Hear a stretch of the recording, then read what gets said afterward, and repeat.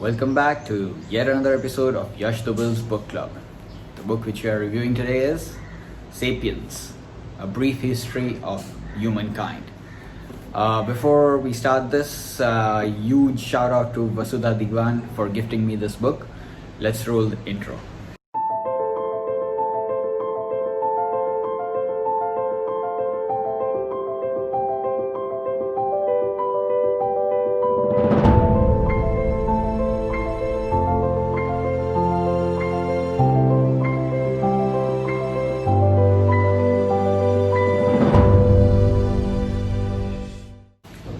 2.5 million years ago, Homo sapiens evolved from Australopithecus, also known as apes in East Africa.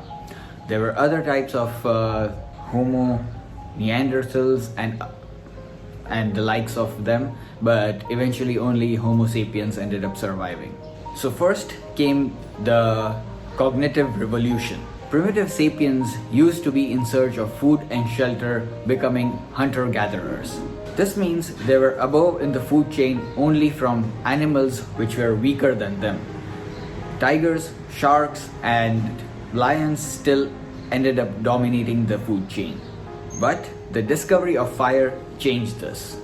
Before the discovery of fire, the Homo sapiens used to eat raw meat, which used to take time to eat and digest.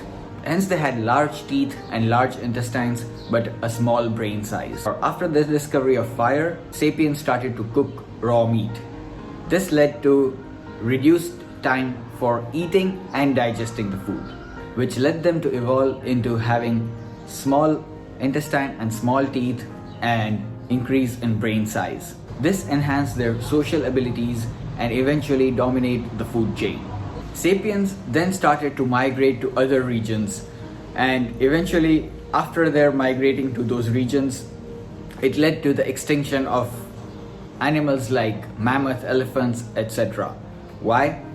Probably because their rate of killing exceeded their rate of reproduction, because they used to take a lot of time to reproduce, and sensing the danger, the sapiens used to probably kill them, and hence they became extinct. After cognitive revolution, the next big revolution which occurred was agricultural revolution. Within 2000 years of this, sapiens started to settle at one place as opposed to their hunter-gatherer predecessors, which used to roam around every now and then in search of food. This made it easier for women to get pregnant and have more kids. More kids meant more food requirements, which was fulfilled because of the agricultural revolution. But along with it came problems too. Previously, they used to work about 30 hours per week. But now, because of agricultural revolution, they had to work 60 hours per week. They never worried about climate, but now they're dependent on it. Before the agricultural revolution, the groups were so small that they could cooperate amongst each other very well. Once the groups became bigger, it became difficult. This led to the creation of imagined myths like God, religion, law, and money. As the sapiens population grew, it led to more fights amongst groups, which eventually led to the formation of armies and kings.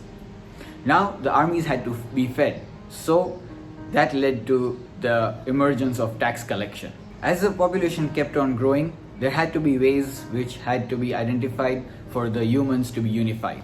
Three things were thought to be keeping them unified: God, which is religion, money, and politics. Then came the scientific revolution, which started around 16th to 17th century, especially in Europe being the center of it.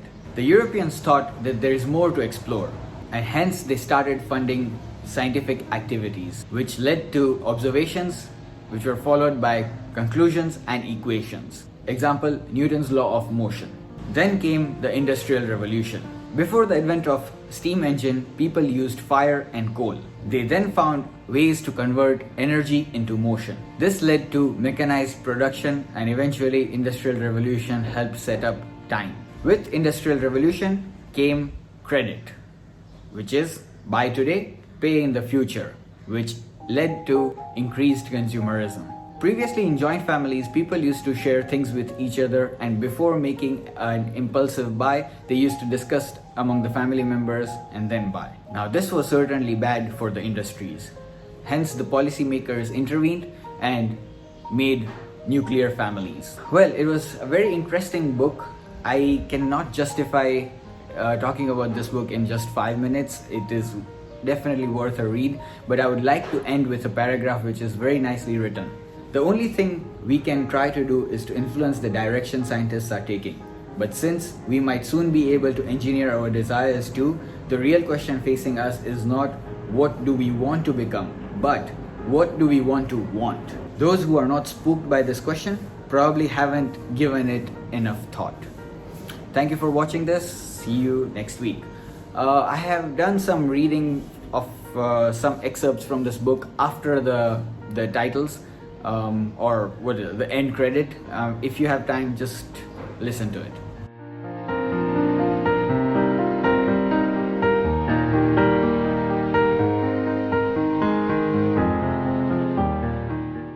Okay. Village life certainly brought the first farmers some immediate benefits, such as better protection against wild animals, rain and cold. Yet for the average person, the disadvantages probably overweighed the advantages. This is hard for people in today's prosperous societies to appreciate. Since we enjoy affluence and security, and since our affluence and security are built on foundations laid by the agricultural revolution, we assume that the agricultural revolution was a wonderful improvement. Yet, it is wrong to judge thousands of years of history from the perspective of today. A much more representative viewpoint is that of a 3-year-old girl dying from malnutrition in 1st century China because her father's crops have failed. Would she say, I am dying from malnutrition, but in 2000 years, people will have plenty to eat and live in big air-conditioned houses, so my suffering is a worthwhile sacrifice? The pursuit of an easier life resulted in much hardship, and not for the last time. It happens to us today. How many young college graduates have taken demanding jobs in high-powered firms, vowing that they will work hard to earn money that will enable them to retire and pursue their real interests when they are 35. But by the time they reach that age, they have large mortgages, children to school, houses in the suburbs that necessitate at least 2 cars per family, and a sense that life is not worth living without really good wine and expensive holidays abroad. What are they supposed to do? Go back to digging up roots? No, they double their efforts and keep slaving away. Culture tends to argue that it forbids only that which is unnatural. But from a biological perspective, nothing is unnatural. Whatever is possible is by definition also natural. A truly unnatural behavior, one that goes against the laws of nature, simply cannot exist. So it would need no prohibition.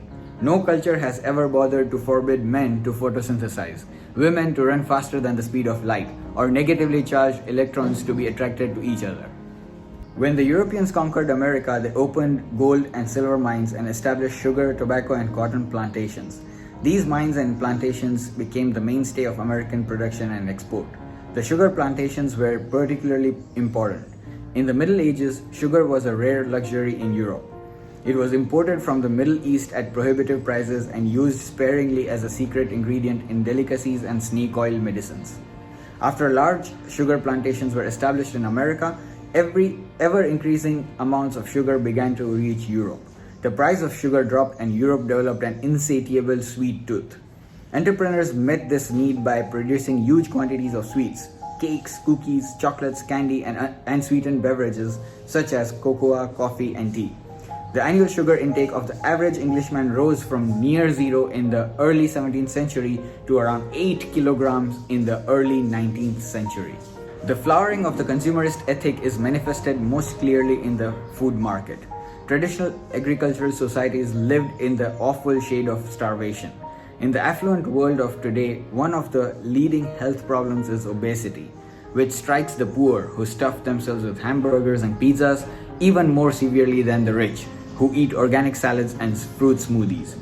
Each year, the US population spends more money on diets than the amount needed to feed all the hungry people in the rest of the world. Obesity is a double victory for consumerism.